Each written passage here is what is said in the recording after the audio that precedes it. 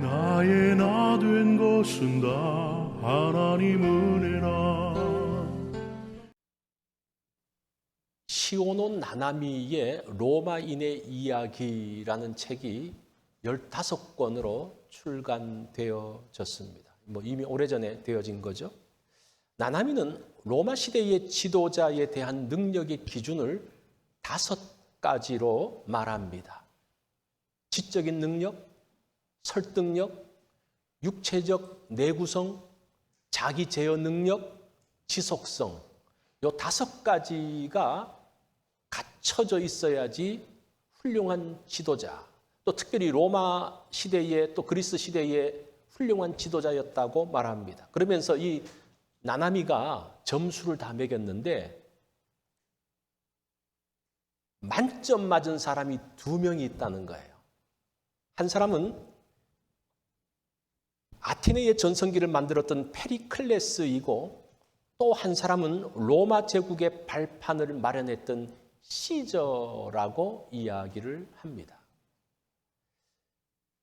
시저는 암살되어지죠. 시저를 암살했던 사람이 브루투스인데 이 브루투스도 그 당시에는 상당히 똑똑한 사람이었습니다. 그런데 나나미의 성적표에 의하면 브루투스는 지적 능력이 30점밖에 안 된다라는 평가를 받았습니다. 그래서 공부 잘하고 똑똑한 것과 지적인 능력이 다르다고 나나미는 말하고 있습니다. 이 브루투스가 시저가 황제 되기를 꿈꾸자 공화정을 지키기 위해서 시저를 암살합니다. 이 공화정은 주권이 국민에게 있다는 거예요.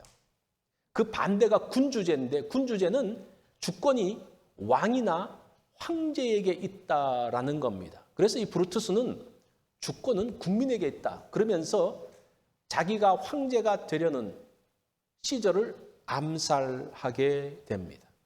시저는 브루투스를 굉장히 아꼈습니다. 왜냐하면 시저가 오랫동안 사랑했던 세르빌리아의 아들이기 때문입니다. 그래서 브루투스가 자기를 칼로 찔렀을 때에 뭐라고 이야기했는가 하니 아들아 너도냐? 라고 이야기를 하면서 죽게 되죠. 시저를 암살한 다음 날 브루투스는 로마 시민들이 모인 광장에서 연설을 합니다.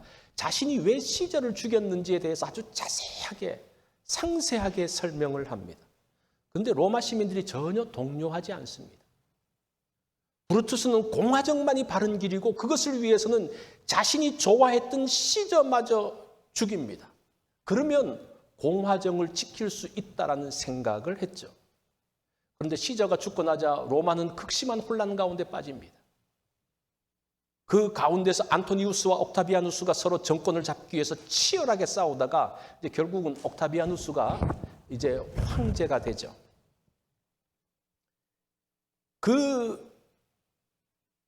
그런 문제가 끝나고 난 다음에 로마 시민들은 승리한 옥타비아누스를 환호했고 그를 황제로 세우게 됩니다. 시저가 황제가 되고 싶은 마음은 있었지만 그는 황제가 되려는 시도는 안 했거든요. 그런데 오히려 브루투스가 시저를 죽임으로 인해서 자기가 원치 않았던 오히려 군주제, 황제가 만들어지는 발판을 마련했다는 겁니다. 그래서 나나미는 브루투스의 점수를 몇 점으로 줬습니까? 30점으로 줬다라는 겁니다. 자, 제가 이런 이야기를 하는 것은 누가 강한 사람이고 누가 강력한 지도자인가입니다. 시저처럼 카리스마가 있고 강력한 리더십을 가진 사람이 정말 강한 사람인가? 아니면 브루투스처럼 의로운 일이라면 소신을 가지고 자기 아버지와 같은 사람도 죽일 수 있는 용기를 가진 사람이 정말 강한 사람인가?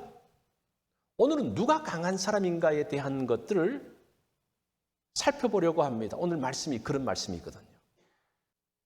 강하다는 것이 세상적인 기준과 성경의 기준에는 좀 차이가 있습니다. 아주 상당한 차이가 있습니다. 누가 공동체에게 영향을 주는 사람인가? 누가 공동체에 영향을 미치고 이끌어가는 강한 사람인가? 그것을 오늘 본문이 설명하고 있습니다. 자, 1절 말씀을 보면 강한 자에 대한 설명을 하고 있습니다. 우리 다 같이 읽어볼까요? 시작. 믿음이 강한 우리는 마땅히 믿음이 약한 자의 약점을 담당하고 자기를 기쁘게 하지 아니할 것이라. 자, 한글 성경에는 믿음이 강하다고 했는데 원문에는 믿음이라는 단어가 없어요. 여러분 영어 성경을 갖고 계신 분 한번 보십시오. 거기도 믿음이라는 단어가 없습니다. 이 강한 자라는 단어를 보니까요, 할 수 있는 자 그런 뜻이에요. 능력 있는 자라는 말입니다. 우리는 강한 자라고 하면 대단한 힘과 능력을 가진 사람이라고 이야기하는데 본문은 강한 사람이 누구냐? 할 수 있는 사람이라는 거예요. 어떤 것을 할 수 있는 사람, 이렇게 해석해야지 오늘 본문이 이해가 됩니다. 당시 로마 교회에는 크게 두 개의 그룹이 있었습니다. 이들 사이에 갈등이 만들어지고 있었습니다. 한 부류가 누굽니까? 로마 그리스도인입니다.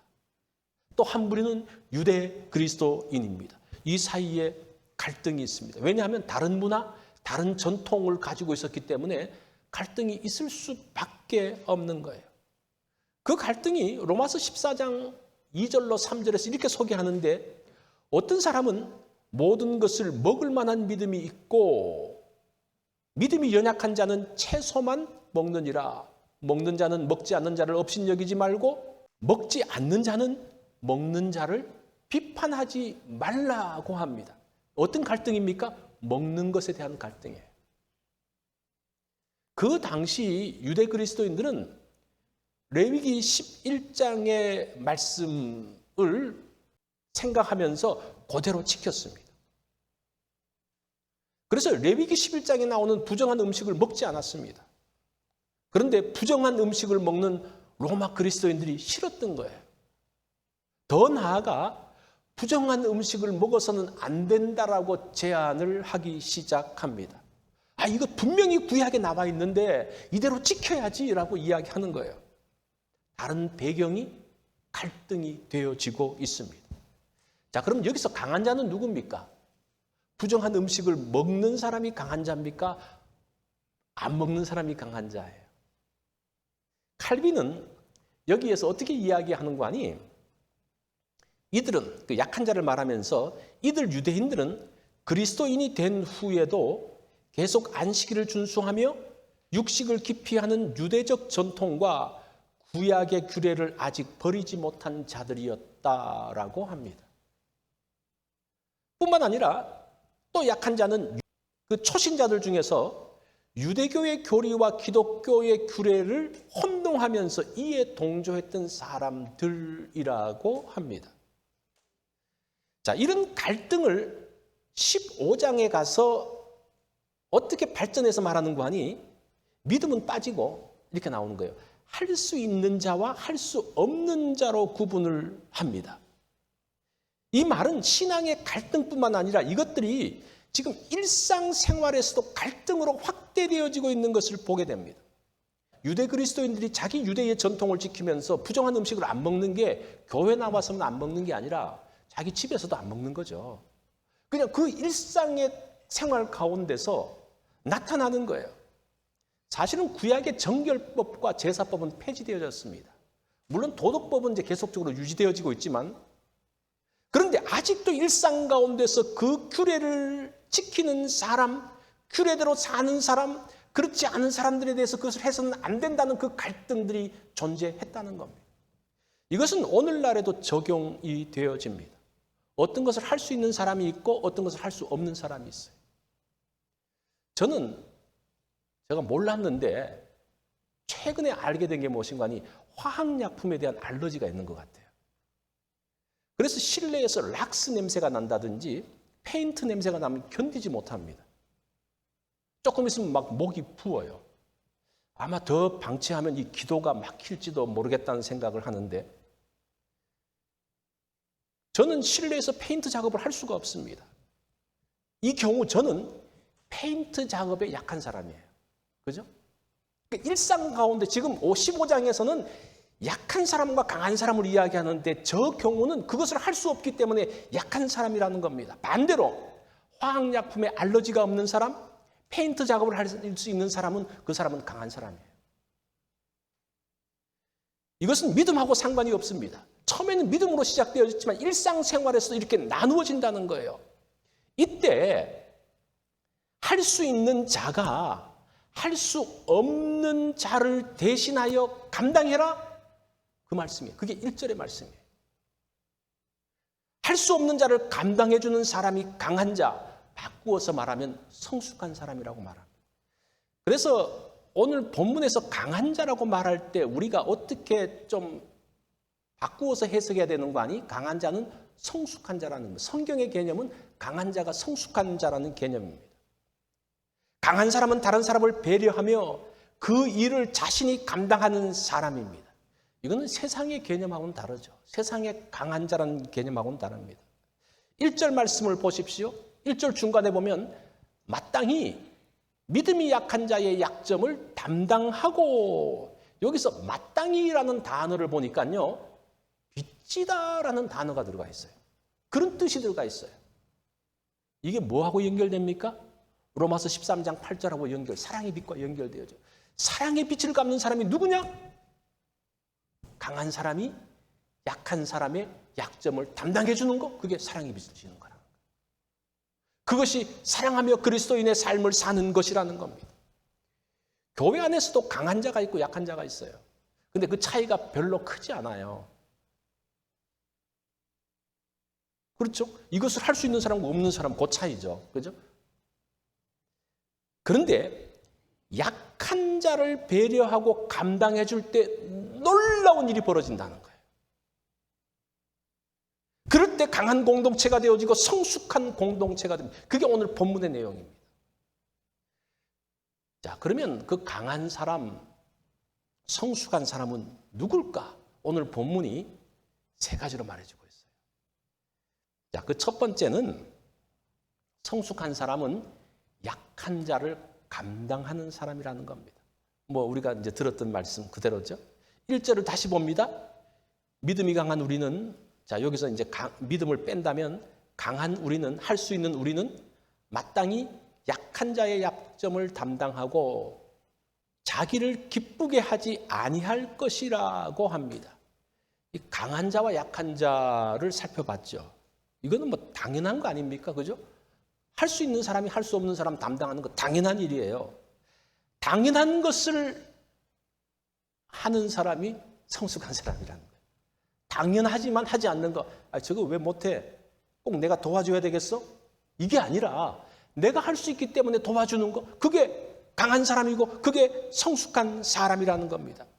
자신이 할 수 있는 것이 나의 자랑이나 기득권이 아니라 다른 사람을 돕는 기회라고 생각하는 거, 그게 성숙한 사람이에요. 그게 강한 사람이에요. 똑같이 내가 할 수 있는 일이 있고 없는 일이 있어요. 근데 나는 손쉽게 할 수 있어요. 근데 그것을 보면서 저 사람은 못하기 때문에 내가 할 수 있는 것으로 도와줘야지. 그래야지 저 사람이 마음이 편안하겠지? 그렇게 생각하는 사람이 성숙한 사람이고 강한 사람이고 그 사람이 영향을 미치는 사람이라는 겁니다. 1절 후반절에 보면 자기를 기쁘게 하지 아니할 것이라고 말합니다. 이웃을 기쁘게 해라. 이거 굉장히 부담스러운 말씀이죠. 이 사람을 기쁘게 하는 게 얼마나 어렵습니까? 여러분, 사람을 어떻게 기쁘게 합니까? 이 상당히 부담스러운 이야기예요. 그런데 여기서 기쁘게 한다는 말은 비위를 맞춰서 기쁘게 한다는 말이 아니라, 여기서 기쁨은 강한 자가 할 수 없는 사람의 일을 대신해 주면서 만들어지는 기쁨이라는 겁니다. 이해가 되시죠? 저 사람은 무조건 기쁘게 해야 되지, 그런 기쁨이 아니라는 거예요. 내가 할 수 있는 일들을 도와줌으로 인해서 그 사람 가운데 기쁨이 있고 그 사람이 기뻐하면 나도 어떻습니까? 기쁜 거예요. 그 기쁨을 이야기합니다. 이런 배려함으로 인한 기쁨. 성숙한 사람은 다른 사람을 배려하는 사람이라는 겁니다. 그러면 그 가운데서 기쁨이 만들어집니다. 2절을 보십시오. 우리 각 사람이 이웃을 기쁘게 하되 선을 이루고 덕을 세우도록 할지니라. 다른 사람을 배려하고 기쁘게 할 때에 두 가지 일이 벌어지는데 선을 이루고 덕을 세운다라고 말합니다. 선은 옳은 겁니다. 옳은 거예요. 약한 자를 감당하는 것이 옳은 것이라는 거예요. 그래서 하라는 겁니다. 또 덕을 세운다는 말이 참 이게 재밌는 단어인데, 이 덕을 세운다는 것은 건축하다 그런 뜻이에요. 집을 짓다라는 뜻입니다. 약한 자를 감당할 때에 그 사람의 인생을 세울 수 있고 가정을 세우고 교회를 세울 수 있다는 그런 말이에요. 카터 전 미국 대통령이 퇴임하고 난 다음에 했던 일 중에 하나가 헤비타트 사역입니다. 그것은 집 없는 사람에게 집을 지어주는 일이에요. 그래서 규격화되어진 집을 이제 지어주는데, 한 기자가 망치를 들고 못을 박는 카터에게 가서 소감을 묻습니다. 일이 어떻습니까? 라고 하니까 이 카터가 이렇게 대답했습니다. 나는 한 채의 집을 지을 때마다 단순한 빌딩이 아니라 한 사람의 인생이 세워지는 것을 보고 있습니다. 굉장히 중요한 이야기예요. 카터의 초점은 건물이 아니라 사람이라는 거예요. 내가 어떻게 지금 건물을 만들었다, 그게 아니라 이 속에서 이렇게 해야지 그 사람이 살고 이 사람이 보호되어지고 여기서 행복하게 살 수 있겠지, 그 사람을 보는 거예요. 집을 통해 한 사람의 인생을 세워주고 있다라고 말합니다. 자신이 할 수 있는 일을 통해서. 약한 사람이 할 수 없는 것을 감당하면서 일이 아니라 사람에게 초점을 맞추어 보십시오. 일을 보면 내가 나타나요. 내가 이런 일을 했지. 내가 저 사람을 위해서 그래도 내가 이 일을 해줬지. 일에 초점을 맞추면요, 계속 내가 드러납니다. 나의 의가 드러납니다. 그런데 그게 아니라 일을 하면서 그 사람의 초점을 맞추면요, 그 문제가 해결되어지고 그것이 되어지면서 이 사람이 기뻐하고 이 사람이 다시 힘을 얻고 그 사람을 보면요, 그 가운데서 기쁨이 만들어진다는 거예요. 내가 나타나는 것이 아니라 그 사람을 살리는 그런 모습. 사람을 주목하면 카터가 보는 것처럼 한 사람의 인생이 보이기 시작합니다. 이게 굉장히 중요해요. 그게 강한 사람이에요. 그게 성숙한 사람이에요. 같은 일을 한다고 어려운 사람들을 돌봐준다고 이 사람이 성숙한 사람이 아니에요. 강한 사람이 아니에요. 어떤 사람이 도와주면서 자기가 한 일을 드러내는 것이 아니라 그 사람에게 초점을 맞추고 그 사람을 배려할 때에, 그러면서 그 사람의 인생이 세워지는 것을 볼 때에 그 가운데서 기쁨을 누리는 것, 그 사람이 성숙한 사람이라는 것. 자, 두 번째는 성숙한 자는 그리스도를 따르는 사람입니다. 3절 말씀을 보십시오. 그리스도께서도 자기를 기쁘게 아니하셨나니 기록된 바 주를 비방하는 자들의 비방이 내게 미쳤나이다 함과 같으니라고 합니다. 이 3절을 원문으로 보면 좀 이렇게 돼 있어요. 그리스도께서도 자기를 기쁘게 하지 아니하셨나니 다만, 이렇게 끝나요. 그러니까 뭔가 더 있는데 바울이 생략을 했어요. 그럼 도대체 예수님이 자기를 기쁘게 하지 않고 누구를 기쁘게 하셨을까? 그죠? 예수님이 누구를 기쁘게 하셨을까? 예수님이 지금 누구를 생각하고 계셨을까? 예수님의 삶의 목표가 누구였을까? 누굽니까? 죄인들이었어요. 예수님이 왜 이 땅에 오셨습니까? 죄인들을 위해서 오신 거예요. 예수님이 왜 십자가를 지셨습니까? 죄인들 때문에 지셨던 거예요. 그 약한 자들 때문에 지셨던 거예요. 이것이 자신을 기쁘게 하지 않으신 예수님의 모습이고 그것이 우리의 모델이라는 겁니다. 여기에서 강한 자, 성숙한 인격의 모델이 나옵니다. 누굽니까? 예수 그리스도예요. 예수님은 이웃을, 죄인을 사랑하시고 그들을 기쁘게 하기 위해서 이 땅에 오셨다라는 겁니다. 그게 두 번째 내용이에요. 3절 중간에 보면 기록된 바 주를 비방하는 자들의 비방이 내게 미쳤나이다 함과 같으니라. 이것은 시편 69편 9절에 나오는 다윗의 시입니다. 다윗은 자기를 기쁘게 하지 않고 하나님을 기쁘게 했다는 겁니다. 그래서 자기보다는 하나님을 생각하면서 기뻐하는 모습, 그게 조금 다르지만 나의 기쁨이 아니라, 처음에는 예수님은 죄인에게 있었다면 이 다윗은 하나님께 기쁨의 초점이 있는 것을 보게 됩니다. 자신의 기쁨이 아니라 다른 사람의 기쁨을 위해서 산다는 것은 상당히 어렵습니다. 여러분 그렇게 살 수 있을 것 같아요? 또 나의 기쁨이 아니라 하나님의 기쁨을 위해서 산다는 것도 어려워요. 그죠? 나는 하나님만 기쁘시게 하면서 살 거야? 그러면 상당히 부담스럽잖아요. 나는 그러면 무슨 재미로 살지? 뭐 이렇게 느끼잖아요. 그래서 사람들이 뭐라고 말합니까? 죽기 며칠 전에 예수 믿겠다는 말이 그런 말이에요. 하나님만 기쁘게 사는 게 참 부담스럽다는 말이에요. 그래서 이 일을 할 때 인내가 필요해요. 인내. 그게 4절의 말씀입니다. 무엇이든지 전에 기록된 바는 우리의 교훈을 위하여 기록된 것이니 잘 보십시오.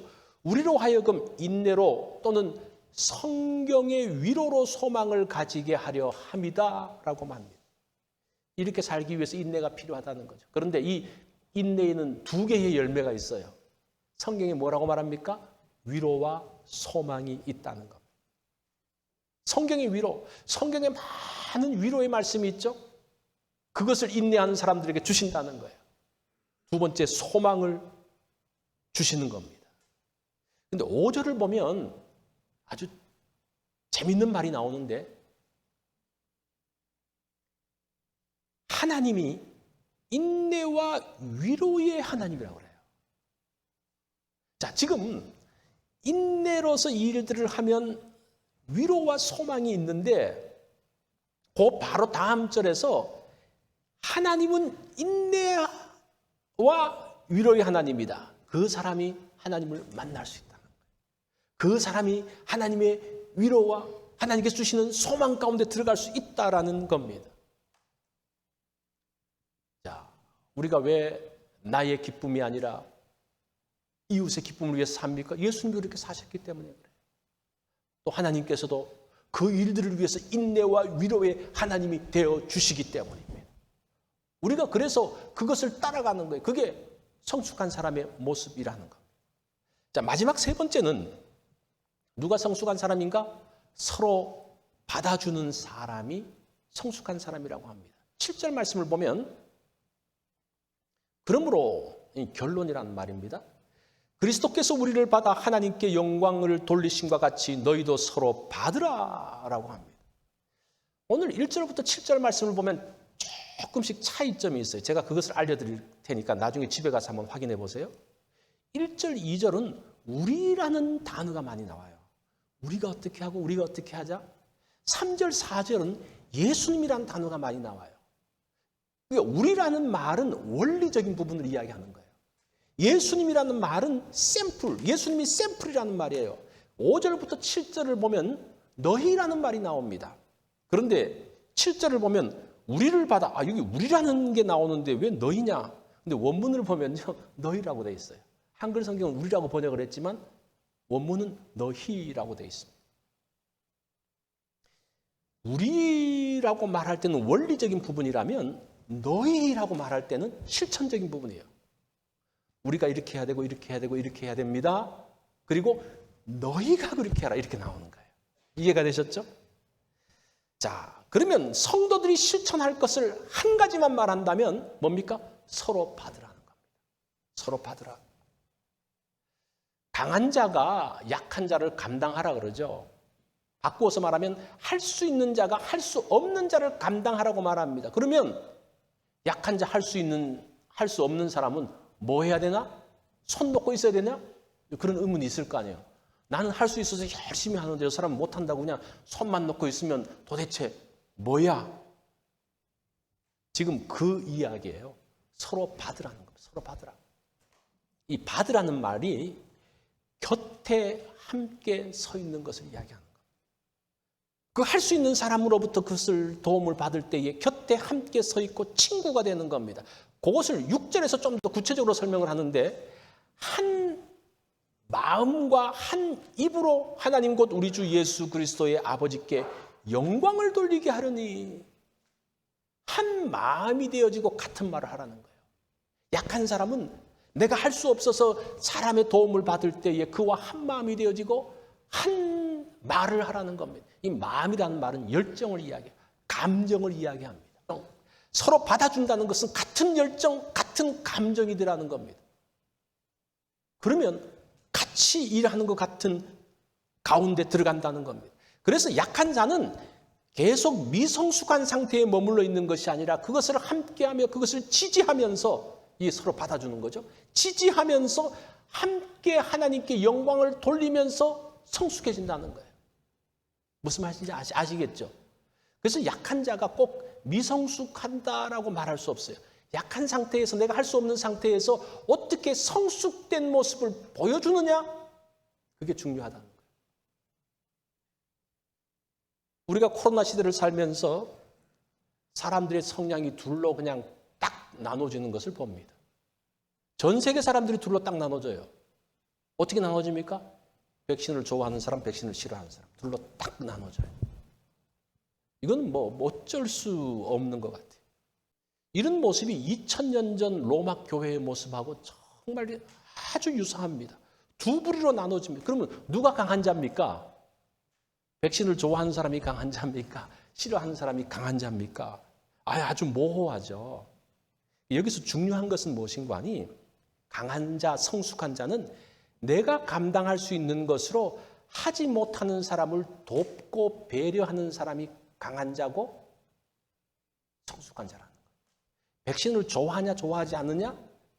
그것으로 나눠지는 게 아니라 그 상황 가운데서도 다른 사람을 배려하고 다른 사람을 이해하고 나와 다른 사람을 받아주는 사람, 그 사람이 성숙한 사람이라는 거예요.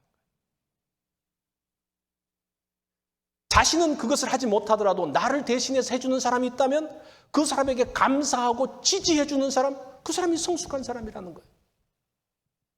내가 못하는 것을 지지하려면 용기가 필요해요.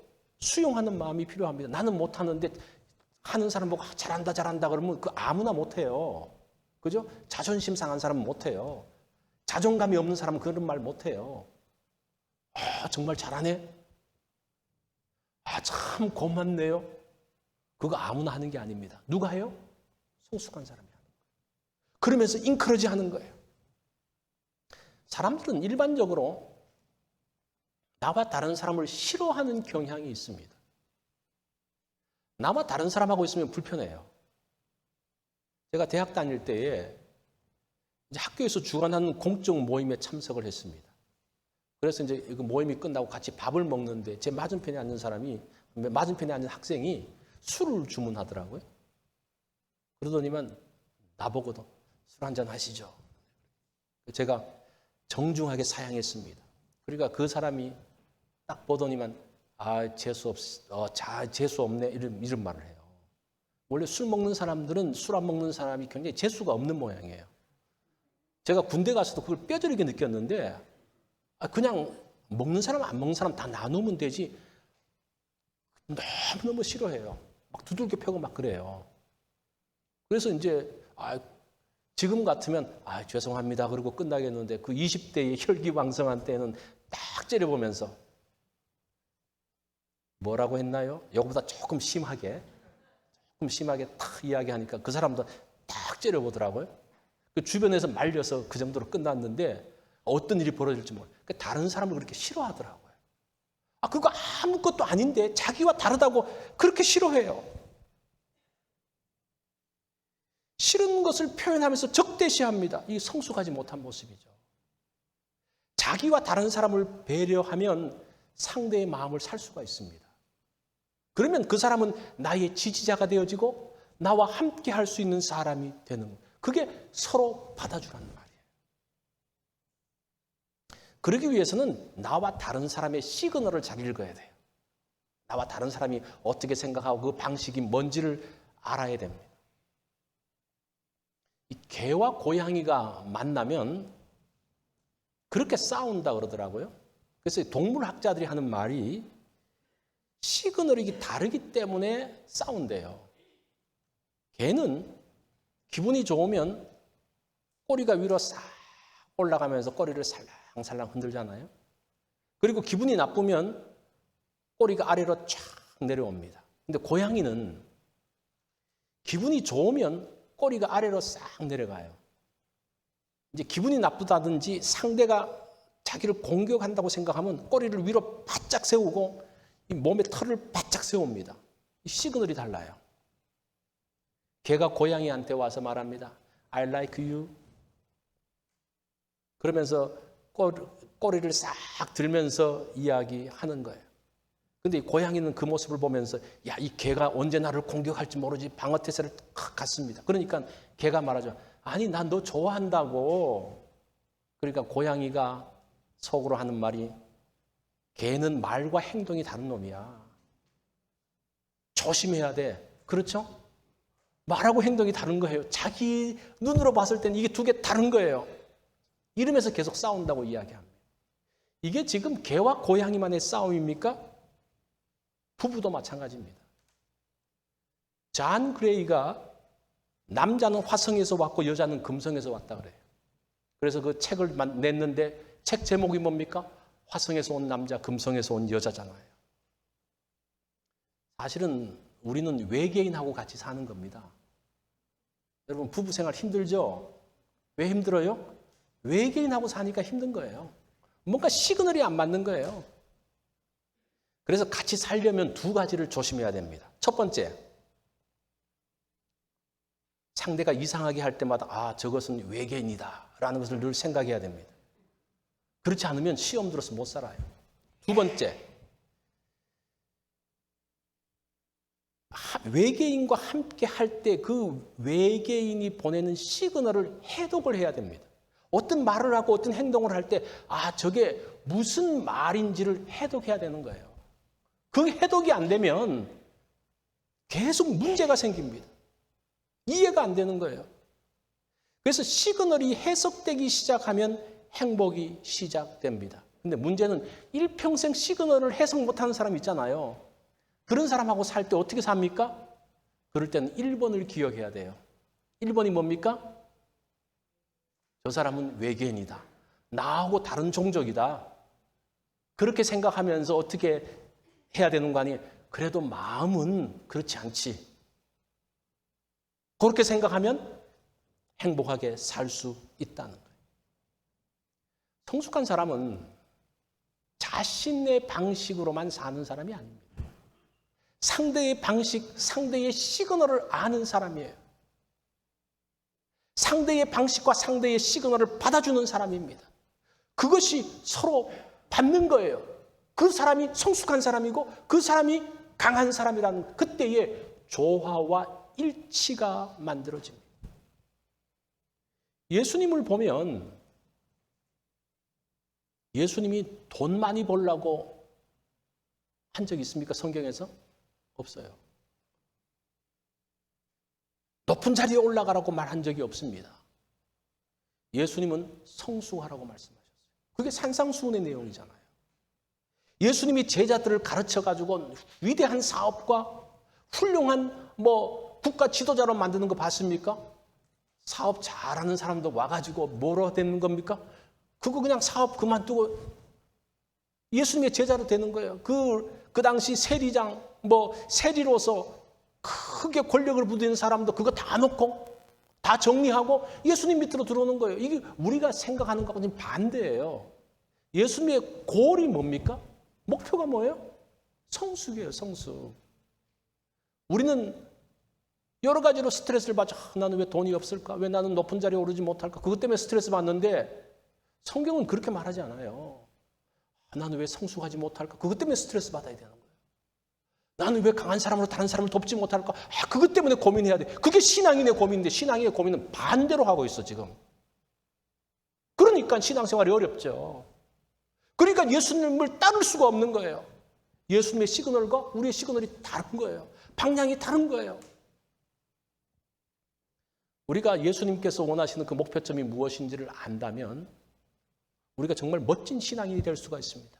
우리가 잘 살고 못 살고 많이 배우고 많이 배우지 못하고 어떤 위치에 있든지 그거 상관없이 멋진 신앙인이 될 수 있는 거예요. 자, 그것을 위한 세 가지가 뭐라 그랬습니까? 첫 번째는 성숙한 사람은 약한 자를 배려해라. 그리스도를 닮아라. 서로 받으라. 이렇게 된다면 우리는 성숙한 사람이 될 것입니다. 세상을 복되게 하는 사람이 될 것입니다. 된 것은 다 하나님 은혜라.